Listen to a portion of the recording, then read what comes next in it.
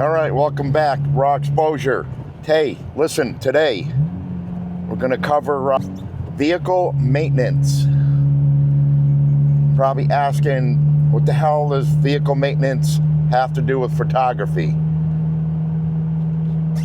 Well, to answer that, as far as photography is concerned, nothing. Not a damn thing. As far as business-wise, a lot. All right. If you are contracted to be somewhere at a certain time and people have paid you, you got to make sure your vehicle can make it there. Whether your vehicle's older or newer.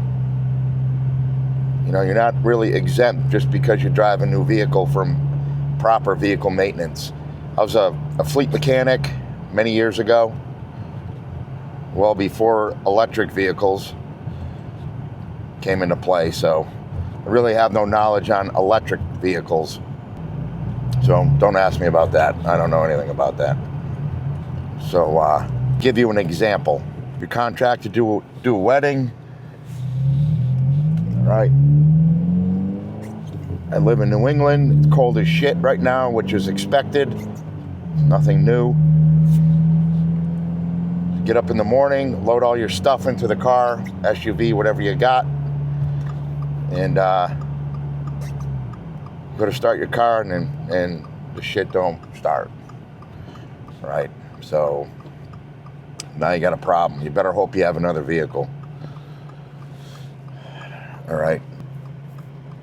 Usually in this cold weather, extreme cold weather, it'll sap, I don't know, roughly 30 to 50% of your battery life. You know, if you let it sit, you're not using the car every day. A battery just does not go dead. It doesn't work one day and then the next day it's dead. Usually you have some signs of deterioration, hard starting, you know, maybe some electrical issues, whatever, but doesn't work perfect one day and all of a sudden tomorrow your battery's dead. Okay? Now you're in a jam, your car don't start, and I'm gonna be honest with you, a bride and groom or anybody else that contracts you for work, you know, and there's only one shot to get that day, i.e. a wedding. People don't really give a shit that your battery died. That's on you. Okay? We'll get into other things. It's not just batteries. Cars. I'm saying that because we're in New England right now. It's cold. I hear stories of people's vehicles not starting. I had to help a neighbor at one point.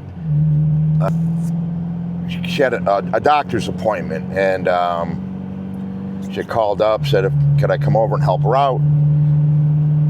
And, you know, her battery, it wouldn't start the car, so I had to push the damn car out of the garage because it was facing the wrong way and jump start the car. I didn't have, at the time, I didn't have one of those, you know, those nice power packs, which is something to get for your car, actually. Those things are pretty good. We'll get into that later. So she, in conversation, she had said that she was having trouble with her battery, but just, you know, didn't get around to getting a new battery, which happens. You know, people get involved in their, whatever the hell they do in their life, you know, whether it's kids or, you know, if you got a sick or elderly parent, whatever, just shit happens. However, if you have an event you have to be at a certain time, the day before, you better make sure you got full tank of gas, air in your tires, a spare tire. This car that I'm riding in now, it's a 24 WRX, didn't come with a spare tire. So the first thing I bought for this car is a spare tire. You know, what they do is some of these sports cars or whatever the hell you want to call it, they don't come with a spare tire for whatever reason. They give you this stuff to seal, it's like fix-a-flat crap, which absolutely does nothing if your sidewall splits or you get a you know, a slice in the sidewall. You can't fix that shit with a fix-a-flat. You need a new tire. And if the hole's big enough, even on the tread, you can't fix it with that stuff. So always have a spare tire. Make sure your spare tire is inflated. I can't tell you when I was a cop how many times I helped somebody change their tire and the spare was flat. So it's like, you know, now you're screwed. So anyhow, want to make sure your battery's up to speed. All right. If it's usually, I don't know, I think batteries last about 5 years theoretically. In this kind of climate, lifespan. Warmer weather, if you're in other states, you might get a little more life out of your battery. Maybe, maybe not. So anyhow, make sure your battery's good to go. Make sure your tires are good. Now tires, this thing had summer tires on it.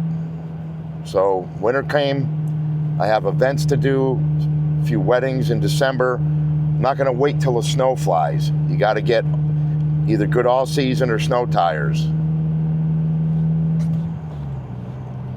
Even though this has all-wheel drive, summer tires on this thing, they ain't gonna do shit in, you know, 4 inches of snow or whatever. So that's one thing. Make sure you get gas the day before your event. Sounds stupid, but you're gonna be all dressed up, ready to do your event. You're gonna hit the gas station, and somehow gas is gonna like get on you somehow, whether, you know, on your clothes or whatever. So just eliminate that. Just get gas the day before. You don't want to go to your wedding and you smell like you work at a gas station. You know, different if you're going to like Cousin Bobby's barbecue and nobody really cares what you smell like. So it's another tidbit. Make sure all your fluids are topped off.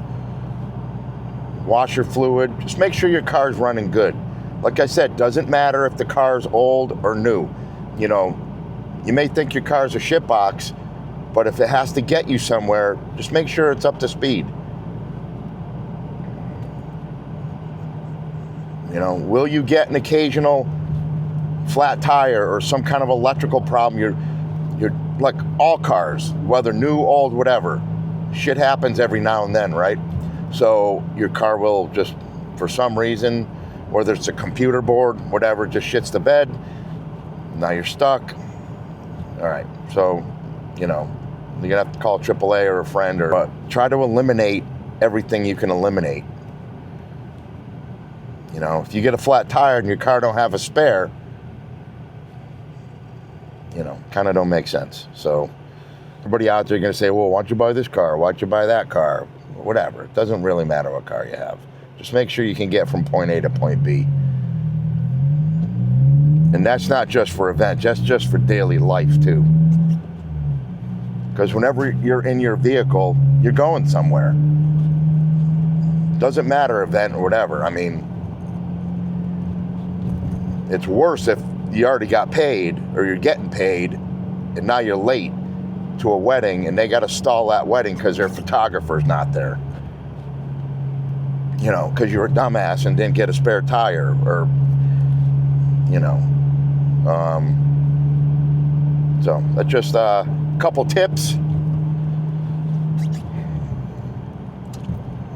You know, make sure you got tread on your tires. I covered tires, battery, gas, fluids. If anybody else has any comments or additions, send them down. All right, that'll be it for this vehicle maintenance tips as it relates to a wedding photographer. At least my point of view. All right, out. Behave yourself.